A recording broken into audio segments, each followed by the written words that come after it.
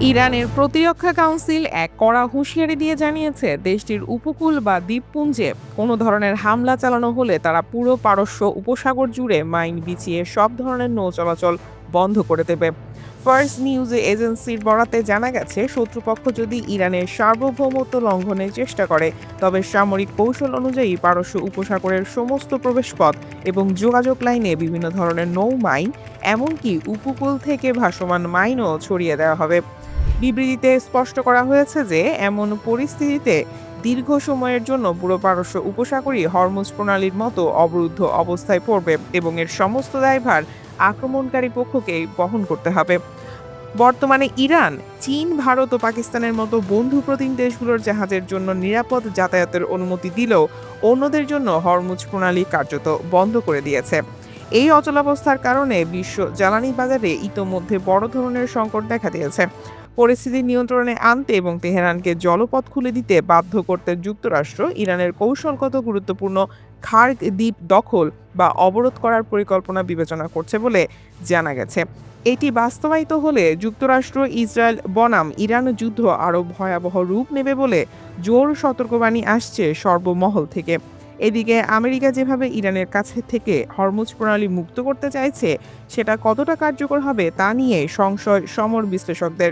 Hormuz সহ পারস্য উপসাগর জুড়ে মাইনি বিছানোর ক্ষেত্রে ইরানের হাতে অনেক চমক আছে বলে জানাচ্ছেন তারা।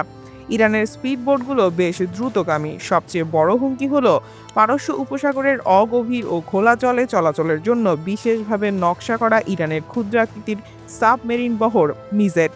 ইরানের কাছে প্রায় 10টি গাদির ক্লাস মিজেট সাবমেরিন রয়েছে, যেগুলোর ওজন 120 টন এবং দৈর্ঘ্য 29 মিটার, অর্থাৎ সাধারণ অ্যাটাক সাবমেরিনের তুলনায় এগুলোর আকার প্রায় 10 ভাগের 1 ভাগ।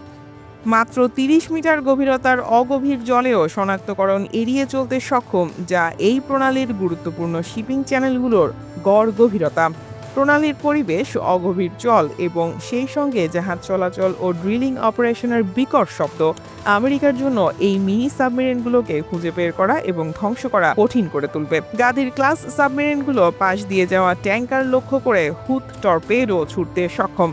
ইরানি সূত্রের দাবি অনুযায়ী সুপার ক্যাভিটেটিং প্রযুক্তির কারণে এটি পানির নিচে ঘন্টায় 220 মাইল বেগে চলতে পারে, যা পানির ঘর্ষণ ও বাধা কমিয়ে দেয়। বিশ্লেষকরা বলেছেন, রাতের বেলায় একটি মাত্র গাদির ক্লাস সাবমেরিন শনাক্ত না হয়েই শিপিং চ্যানেলগুলোতে কয়েক ডজন মাইন পেতে রাখতে পারে। ইরান 4 দশক ধরে পারস্য উপসাগরের সুনির্দিষ্ট পরিস্থিতি পর্যবেক্ষণ করেছে এবং তাদের সাবমেরিন চালকদের একচেটিয়াভাবে এই জল সীমাতেই প্রশিক্ষণ দিয়েছে। সামরিক বিশ্লেষকদের মতে, সাবমেরিনের সবচেয়ে বিপজ্জনক ক্ষমতার টর্পেডো নয়, বরং মাইন। ইরানের কাছে কয়েক দশক ধরে জমানো বিভিন্ন প্রযুক্তির নৌ মাইনের বিশাল মজুত রয়েছে।